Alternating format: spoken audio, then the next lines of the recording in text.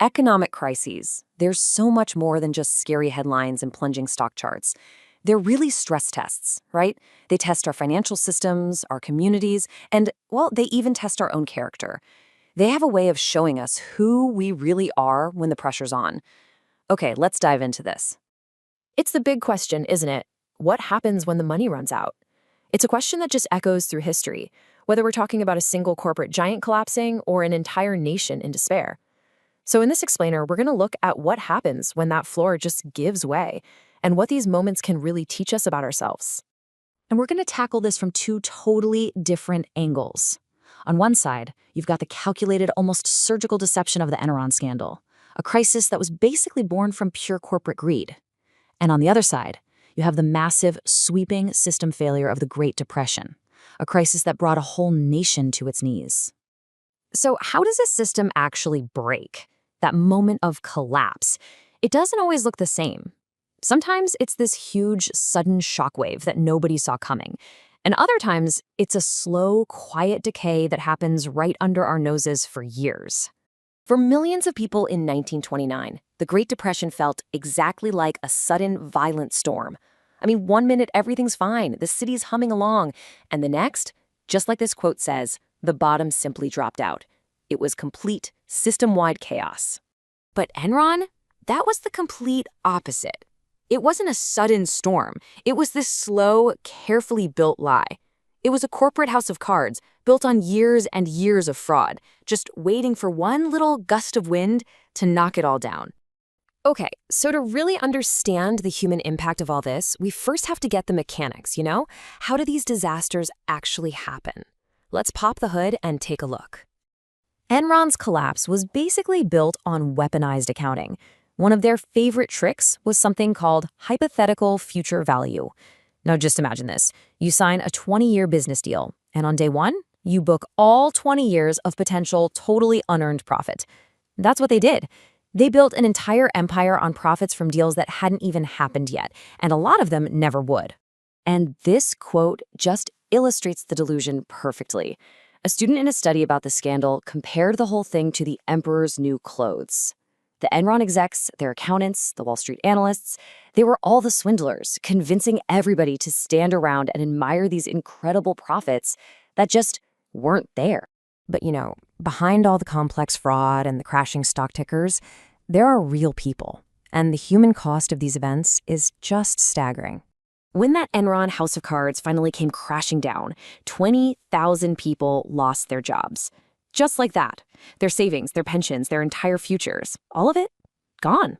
Wiped out by the lies of a few people at the very top. During the Great Depression, that pain was felt on a whole other level. This quote just captures the profound shame so many people felt. It's about a father, a cab driver, who comes home after a long day of work with a single quarter for milk. And he just breaks down. For him, the inability to provide for his family wasn't just a financial problem. It felt like a deep personal failure. And that feeling, that was shared by millions. At its absolute peak, unemployment hit 25%. Think about that for a second. 1 in every 4 workers in the country was jobless. It's a number so huge, it's hard to even wrap your head around, but it represents millions and millions of individual stories of struggle and shame. And what's just so devastating is the psychological toll. I mean, despite this massive, obvious systemic economic failure, the first reflex for so many people was to blame themselves. They took this huge crisis and internalized it as their own personal moral failing, which of course made it almost impossible to see what had actually gone wrong. And that leads us to something a lot deeper, a crisis that wasn't just about economics, but about character and about ethics.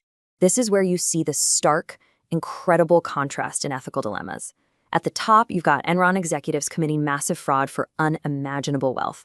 And at the bottom, during the Depression, you have ordinary people who are forced to steal, just to feed their families. The moral math they're doing is happening in 2 completely different universes. So this brings up a huge question. Can we actually learn from these kinds of ethical meltdowns? Well, one study tried to figure that out.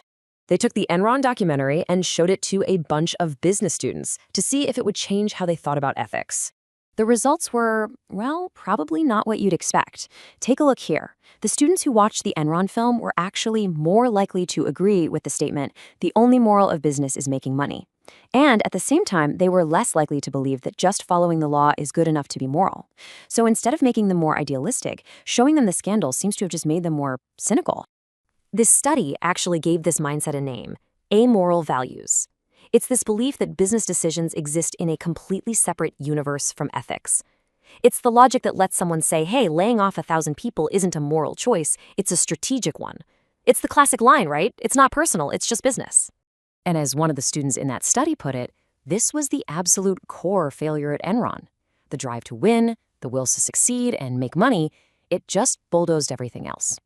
Values like wealth and fame completely took over values like honesty and responsibility. Okay, so after digging through all this wreckage, what can we take away? What do we actually learn by looking at these crises? Well, it seems like 4 big lessons really stand out. First, we need to fireproof our financial systems with smart, robust regulations. Second, as that Enron study showed, you can't act ethically if you don't even see that you're in an ethical situation to begin with. Third, as Ernest Hemingway wrote during the Depression, crisis teaches us that a man alone doesn't have a chance. We're all in this together. And finally, that connection, that sense of community and cooperation becomes our most important tool for survival. And at the end of the day, trying to make money by sacrificing your ethics, it's just a losing game. As another student wisely pointed out, the second the truth about Enron came out, the stock was worthless. The whole scheme was totally unsustainable. Honesty isn't just a moral high ground, it's actually practical. And all of this leaves us with one last really big question. We've definitely gotten better at building financial firewalls to regulate the markets. But have we gotten any better at regulating ourselves? At confronting the greed and the self-deception that light the match in the first place?